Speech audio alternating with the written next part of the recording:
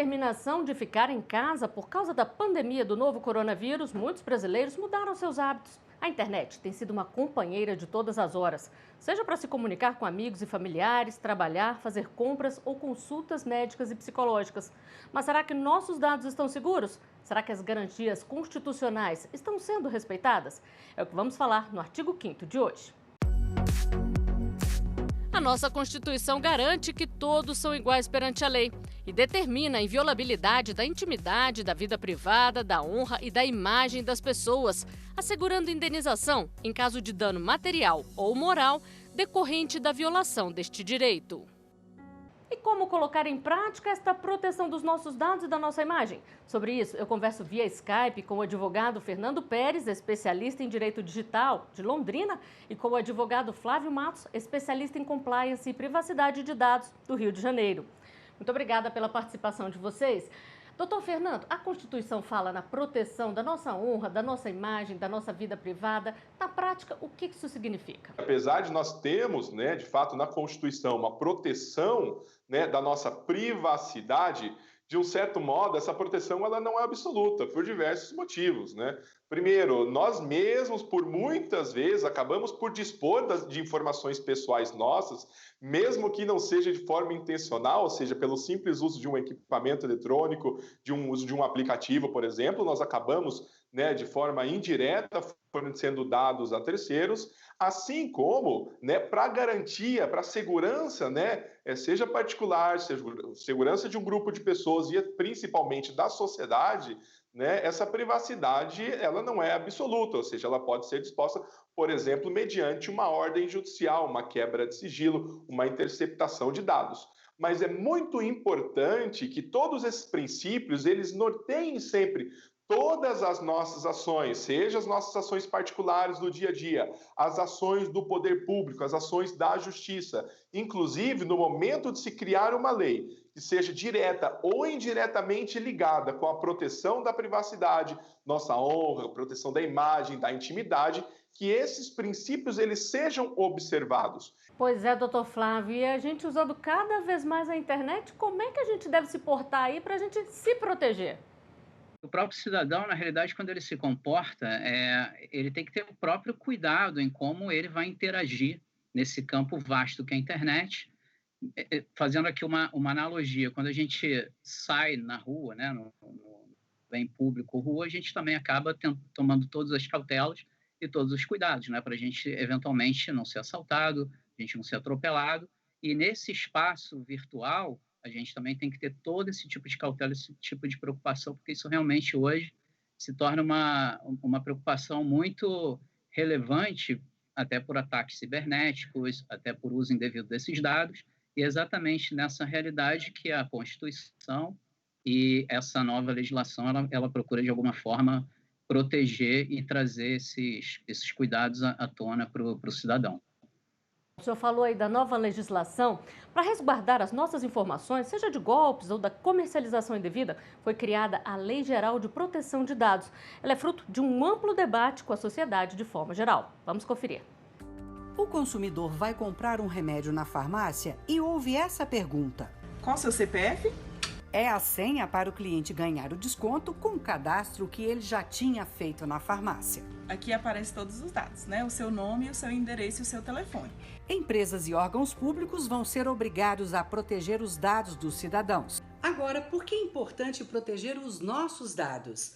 Há dois motivos básicos: evitar a ação de golpistas e que as nossas informações sejam usadas para fins políticos, econômicos. Por exemplo, a farmácia vender o nosso histórico de consumo para um plano de saúde e depois aumentar a mensalidade. A Lei Geral de Proteção de Dados tem uma série de regras sobre como tratar as informações pessoais. O uso dos dados deve ter o consentimento do cidadão. As informações não podem ser compartilhadas fora do ambiente da empresa, a não ser que isso fique claro para o consumidor.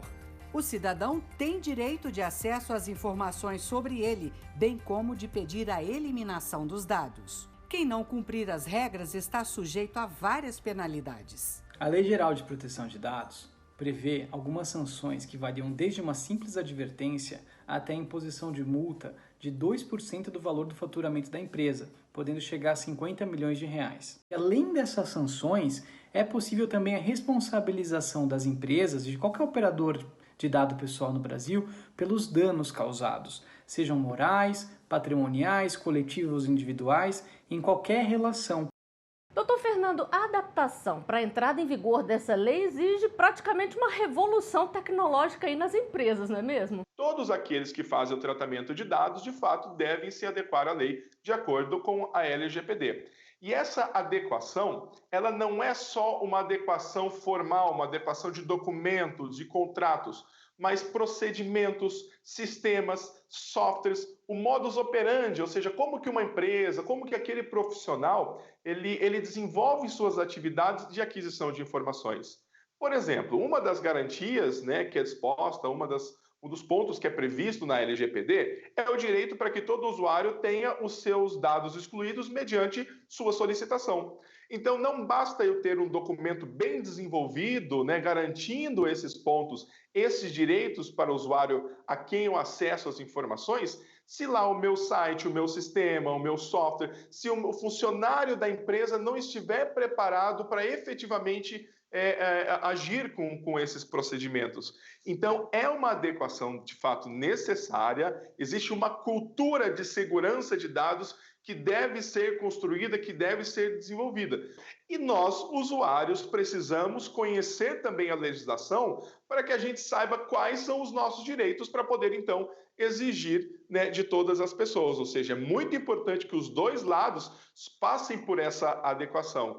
E o interessante é que, nesse aspecto, a LGPD ela é revolucionária, né? Não só porque ela é um espelho de uma legislação europeia muito robusta, que inverte a lógica das coisas. Antigamente, o cidadão, ao fazer uma compra, uma aquisição, ele transferiu os dados automaticamente, a empresa, né, a sociedade empresária, ela acabava se tornando dona, titular dessa informação, e ela poderia usar, dispor livremente dessa informação. A LGPD, né, seguindo a lógica da GDPR, a legislação europeia, ela inverte essa lógica e transforma o consumidor, o cidadão, em titular desse dado. E ele, então, passa a tomar as decisões sobre o modo correto como essas informações poderão ser usadas, tratadas, capturadas e armazenadas e até transferidas pela empresa. Então, esse é um aspecto muito interessante, muito relevante, porque quando há essa subversão da lógica, na realidade, a empresa agora ela tem que ter uma cultura de proteção desses dados. E na hora de implementação, esses profissionais, eles têm que estar muito atentos que até na forma da configuração dos sistemas, esse cuidado já parte do início do projeto. Pois é, doutor Flávio, mas mesmo enquanto a lei não entra em vigor, o Brasil tem que proteger os dados pessoais até por força de tratados internacionais que ele assinou, não é mesmo? Exatamente. E essa temática é muito importante porque, na realidade, a própria privacidade de dados, né, a proteção dos dados, eles vêm nessa esteira, né, um catálogo de direitos humanos. Embora não tenha esse reconhecimento expresso na nossa Constituição, a proteção dos dados ele vem muito nesse influxo de direito fundamental, né, seja o direito à privacidade, lá da primeira dimensão desses direitos, de eficácia desses direitos humanos, seja no próprio uso adequado da rede de computadores, configurando aí um direito difuso. Então, quando há essa mescla, na realidade, a gente tem que encarar a proteção de dados hoje como um direito fundamental do cidadão, né? Até por força, né, dessa questão que você mencionou, os tratados, inclusive, que o Brasil se obrigou. Enquanto a lei não entra em vigor, o cidadão se pergunta, estou ou não protegido? A nossa equipe recebeu algumas perguntas. Vamos à primeira delas. Como saber se os dados que eu forneço para sites ou aplicativos de compras estão seguros? Doutor Flávio, eu acho que essa é uma dúvida que todo mundo tem. Se ele não coloca os dados, não tem acesso ao aplicativo ou à rede social ali. Se coloca, fica com medo. Como saber se está protegido ou não? Essa é uma questão muito relevante, porque a partir de agora, todas as empresas vão ter que fazer os seus programas de adequação, de conformidade com a legislação. Então, essa é uma questão importante exatamente nesse aspecto, porque as empresas vão ter que contratar profissionais habilitados para fazerem esses ajustes em seus processos. Então, o consumidor, se ele se interessar em saber qual uso está sendo feito sobre as informações dele, esse é um dos direitos que o catálogo da legislação traz, né, da LGPD. ele simplesmente vai fazer um requerimento para a empresa e a empresa vai ser obrigada a fornecer os dados, né? Como esses dados estão sendo tratados pela empresa. Doutor Fernando, e com essa pandemia toda, com os nossos hábitos todos voltados aí para a internet, aumentou muito o fluxo de informações. Isso aumenta também aí o risco de vazamento de dados? De fato, quanto maior for a quantidade de dados que sejam compartilhados, né, entre diversos players, diversas empresas, diversos bancos de dados, maior é o risco de desatenção e também de vazamento indevido, de um acesso indevido a essas informações, né? Aquelas empresas que não estiverem preparadas para essas questões acabam, então, negligenciando, né, de uma forma direta ou indireta. Até hoje existe nós temos uma legislação, a LGPD não é a primeira legislação brasileira que vem a tratar de dados pessoais. Nós temos a própria Constituição Federal, de uma forma muito mais genérica e abrangente, obviamente, o Marco Civil da Internet, Código de Defesa do Consumidor, várias outras leis que falam sobre proteção de dados. Ocorre que a LGPD ela vem atuar de forma mais pontual e ela vem a trazer, né, especificamente a responsabilidade em várias etapas. Ele vem a condensar e vem a trazer novos aspectos, novas obrigações nesse sentido. E será que o fato da pessoa concordar com o compartilhamento de informações isenta a empresa de responsabilidades? Vamos a mais uma pergunta. As pessoas ingressam voluntariamente em aplicativos e muitas vezes têm que permitir o compartilhamento de dados. É possível evitar isso? E qual a responsabilidade das plataformas em caso de vazamento de dados? Doutor Flávio, tem como evitar compartilhar esses dados, autorizar? Qual é a responsabilidade aí da plataforma? Na hora que o consumidor ele interage com aquela ferramenta, ele deve ser avisado de forma clara, específica, sobre quais tipos de usos serão feitos por meio daquela tecnologia. E aí a gente entra na divisão sobre uma das mais relevantes bases de tratamento, que é o interesse legítimo da empresa, né? Quando ela, em algumas hipóteses, é essencial ela ter aquela informação. Se você compra um livro, né, pela internet, você precisa fornecer o seu CPF, e aquilo é legítimo, é um uso relevante e legítimo por quem tem que prestar aquele serviço ou realizar aquela venda. E na outra hipótese é quando há o consentimento, quando a empresa ela gostaria de ter uma interação maior com o consumidor, então ela pede o consentimento do consumidor para que ela faça outros usos adicionais àqueles que extrapolem o interesse legítimo da aplicação. E por essa razão, né, toda a parte de desenho dos programas de informática devem garantir que o consumidor tenha, né, a proteção adequada das informações dele para que elas não sejam vazadas indevidamente ou até vendidas, né, espontaneamente pela empresa, a não ser que exista realmente um consentimento expresso para que aquilo aconteça. E sempre dentro daquela linha que a gente mencionou. O consumidor ele passa a ter o direito até de pedir que aquela prática seja interrompida, seja corrigida ou até os dados sejam apagados das bases da empresa. Pois é, doutor Fernando, e a gente viu recentemente uma plataforma que está sendo muito usada agora para reuniões virtuais, que a gente tem feito muito na pandemia, aí, seja de trabalho, seja com amigos e familiares. Ela foi acusada de vazar os dados.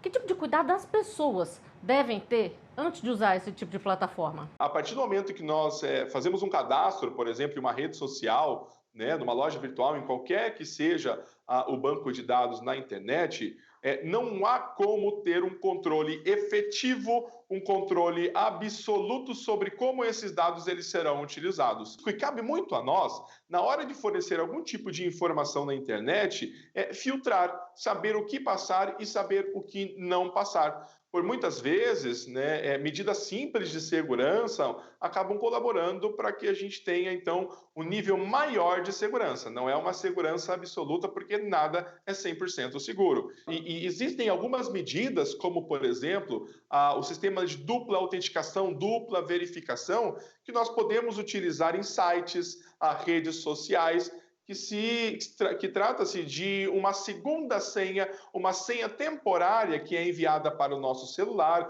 ou enviada para o e-mail, por exemplo, pois se ocorrer o vazamento de informações, alguém tiver acesso, né, por exemplo, a um e-mail, a um login e a uma senha nossa, essa pessoa precisaria ter uma segunda senha temporária que é enviada para o nosso aparelho do celular. Mas mesmo assim, nós vemos que isso não garante que não haja a ocorrência de golpes. Bom, a gente vai voltar a conversar sobre isso daqui a pouquinho. Agora nós vamos a um rápido intervalo. Já já estaremos de volta com mais Artigo 5º para você.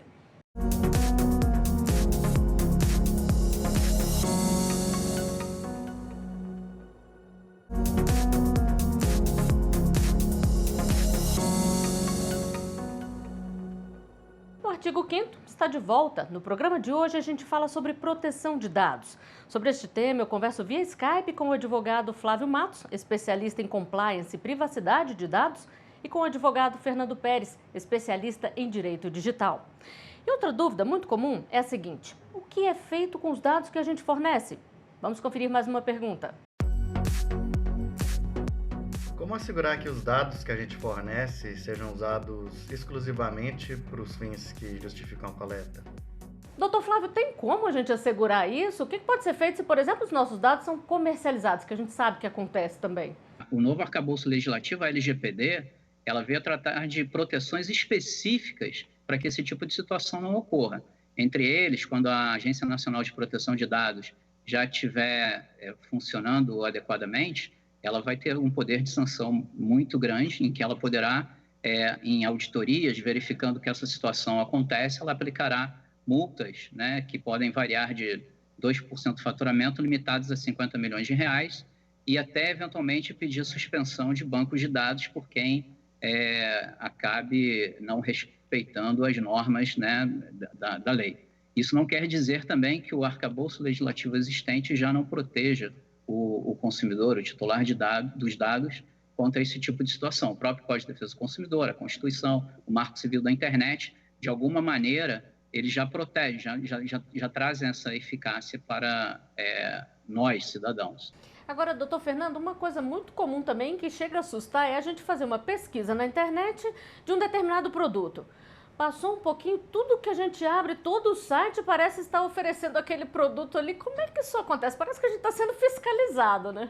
Toda vez que nós acessamos uma rede social, utilizamos um aplicativo, acessamos um site, nós acabamos por fornecer informações de forma indireta a esses sites. Ou seja, eles acabam instalando, né, através de alguns sistemas, algumas configurações do próprio site, do navegador que nós utilizamos. Então, eles acabam, né, adquirindo determinadas essas informações. E essas informações sobre o uso, né, sobre o nosso dia a dia, sobre a nossa prática, né, o que nós fazemos ali na internet de um modo geral, acabam sendo compartilhadas, né, entre vários usuários, entre várias redes sociais. Então, nós utilizamos, por exemplo, fazemos uma busca por determinado produto na internet. E o nosso navegador acaba, então, guardando algumas palavras-chave, algumas informações e até mesmo a informação exata daquele produto que nós estamos pesquisando. E as redes sociais acabam adquirindo, então, identificando essas informações e direcionam para nós as propagandas, a publicidade, as informações. Então, existe, né, um banco de dados muito grande, uma Big Data, ou seja, existe um banco de dados sobre nós muito grande que é compartilhado na internet. Isso não quer dizer que essas empresas, esses sistemas, eles fiquem espionando, né, a todos nós de forma particular. Não quer dizer que há alguém lá que está capturando as nossas informações para poder utilizar. Só que é uma invasão de privacidade da mesma maneira. Então, existem diversos também softwares, existem diversas configurações que todos nós podemos fazer, seja no nosso computador, seja no nosso celular, para impedir que esses sites adquiram essas informações sem pedir a nossa autorização. Mas muitas vezes eles acabam pedindo. Talvez alguns de nós tenhamos percebido, por exemplo, em acessar um site, principalmente pela primeira vez, que aparece uma pequena janela, aparece uma pequena mensagem, dizendo que aquele site faz a captura de cookies, né, de cachê, de informações, de dados sobre nós, e eles serão armazenados, serão compartilhados né, de alguma maneira. Muitas vezes os sites acabam sendo mais explícitos, mais claros sobre como irão utilizar esses dados nossos. Muitas vezes não são claros e uma grande maioria dessas oportunidades não dizem nada, mas acabam por capturar as nossas informações da mesma maneira. E até onde vai a vigilância na internet? Esta é outra pergunta que nós recebemos. Vamos ver. Algumas redes sociais utilizam a localização do usuário. Isso é legal? E que tipo de cuidados nós devemos tomar? Doutor Flávio, que tipo de cuidado devemos ter? Na realidade, esse é o tipo de informação que a própria sociedade, a rede social, está habilitada a fazer a partir do próprio consentimento que o usuário acaba concedendo para que esse tipo de hipótese seja permitida. Agora, novamente, para o bem ou para o mal, o próprio uso da tecnologia ele pode ser usado de forma adequada e até de forma a permitir o progresso da humanidade. A geolocalização, até em tempos de Covid, ela tem sido extremamente eficaz para ajudar nas estatísticas, né, em dados públicos e até para, eventualmente, ajudar na contenção da disseminação da epidemia. Agora, em termos de realmente, até, se a gente pode ou não delimitar, né, e até evitar isso, para isso que existem as ferramentas que a legislação permite, inclusive como o próprio consentimento que tem que ser dado pelo usuário. A pessoa precisa autorizar o uso dessa geolocalização no caso de aplicativos e redes sociais ou não? Com a nova legislação, o próprio dado de geolocalização ele também precisa ser consentido pelo usuário, a não ser, como a gente já falou, nas hipóteses em que haja um uso legítimo. E em determinadas circunstâncias, a gente vai até poder fazer dentro de princípios da razoabilidade, da proporcionalidade já previstos na Constituição, em que em um determinado choque entre um princípio da privacidade e um direito à saúde coletiva, eles possam ser sopesados e, numa hipótese específica, o pêndulo vá seguir em direção à proteção à saúde coletiva, né? Em momentos como esses em que a gente tem enfrentado. Pois é, doutor Fernando, doutor Flávio falou aqui da questão da geolocalização usada agora em tempos de pandemia. Vários países anunciaram esse uso, o Brasil chegou a cogitar. Isso aí é válido para poder saber onde é que está a maior contaminação, ou se as pessoas estão ou não cumprindo o isolamento, ou viola aí a nossa privacidade? Existem poucas coisas, né, nesse contexto, né, que a gente poderia falar que são certas ou erradas. O problema é quando nós não definimos o que é certo ou o que é errado. Ou seja, nós utilizarmos essas informações com o propósito de tomarmos, né, medidas mais necessárias à organização, à proteção da sociedade, pode ser muito benéfico. Acontece que, quando compartilhamos essas informações e não sabemos quais são os limites do compartilhamento desses dados, aí gera uma margem muito perigosa para uma aquisição, compartilhamento e uso indevido dos dados. Então, aqueles países, por exemplo, que estavam preparados, que possuem uma legislação consolidada de proteção de dados, tiveram muito menos preocupação, menos problemas em decidir utilizar por esses dados, pois sabiam quais eram os limites da utilização. Então, a utilização, eu acredito, né, eu vejo que pode ser extremamente benéfica, porém, ao ponto, no momento que nós não sabemos, né, quais os dados que nós podemos adquirir e tentamos fazer isso de uma maneira desordenada, desorganizada, isso pode se tornar um ato muito perigoso, porque a partir do momento que informações em excesso, informações desnecessárias são compartilhadas, né, entre mais empresas, entre terceiros, nós acabamos, né, perdendo o controle, perdendo o domínio, a garantia de que elas serão utilizadas de uma forma devida, seja agora ou seja em um outro momento, em outras oportunidades. E como estamos falando na pandemia, até onde vai o nosso direito a preservar informações médicas, por exemplo? Vamos ver mais uma pergunta. O condomínio pode expor uma pessoa que está com coronavírus? Dizer quem é? E no ambiente de trabalho, isso também pode acontecer? Doutor Flávio, nesse caso, é um direito de todos o direito à saúde ou viola também a nossa privacidade?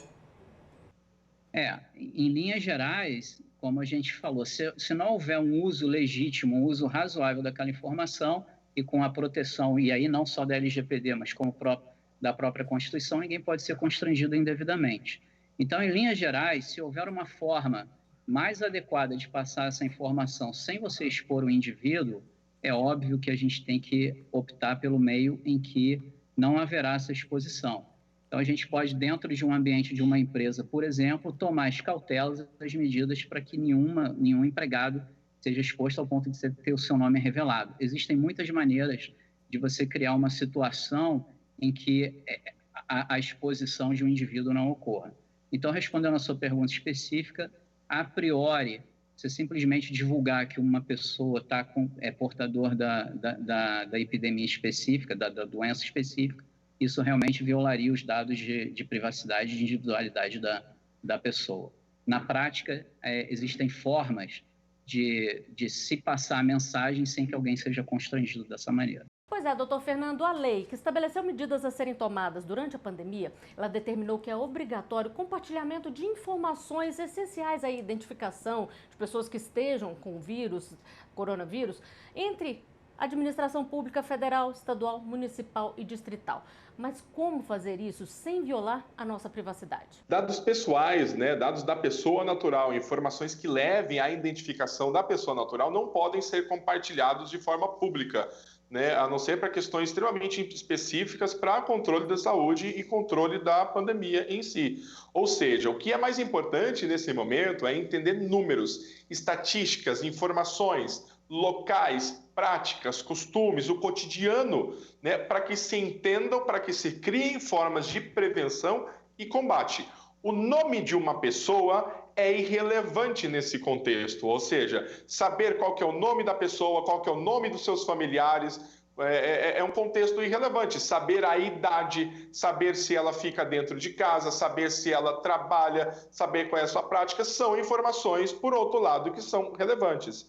Em todo o contexto de aquisição, de troca de informações entre os sistemas de saúde, mesmo que eventualmente haja essas informações para um controle de saúde, mas não é um controle social. Um controle de saúde, essas informações elas podem ser adquiridas de alguma maneira e compartilhadas, porém não podem ser utilizadas de qualquer maneira de forma pública, sem que haja, então, um objetivo específico, porque os danos à imagem, à honra da vítima podem ser, então, irreparáveis e imensuráveis. E o que se pretende não é fazer uma regulação social, uma regulação das pessoas, tirar o direito delas, mas um tanto quanto a estatística. Existem outros procedimentos que podem ser considerados, como, por exemplo, alguns estados, alguns municípios acabam por impor sanções de circulação, de isolamento social, de isolamento, de distanciamento entre as pessoas, e talvez o registro de pessoas que não estejam seguindo a legislação seja importante até mesmo para eventual responsabilização, caso não cumpram com a legislação, com as normas que forem impostas. Mas dessa mesma maneira, ou seja, não há motivação de exposição pública dessas pessoas, utilização para terceiros, para empresas privadas, para órgãos que não tenham interesse direto nessas informações. E mesmo no compartilhamento, no trânsito dessas informações, nem todas as informações precisam ser compartilhadas, porque muitas delas acabam se tornando irrelevantes num contexto mais abrangente, o contexto que é o objetivo da proteção da população. Bom, a gente teria muito mais a conversar, mas infelizmente o nosso tempo chegou ao final. Doutor Flávio, doutor Fernando, muito obrigada pela participação de vocês. Eu que agradeço. Agradeço a oportunidade de discutir um assunto que é tão importante para todos nós. Muito obrigado. Obrigada. E eu agradeço também a sua companhia. Se puder, fique em casa e se cuide. Saúde para todos nós e até o próximo artigo 5º. Tchau.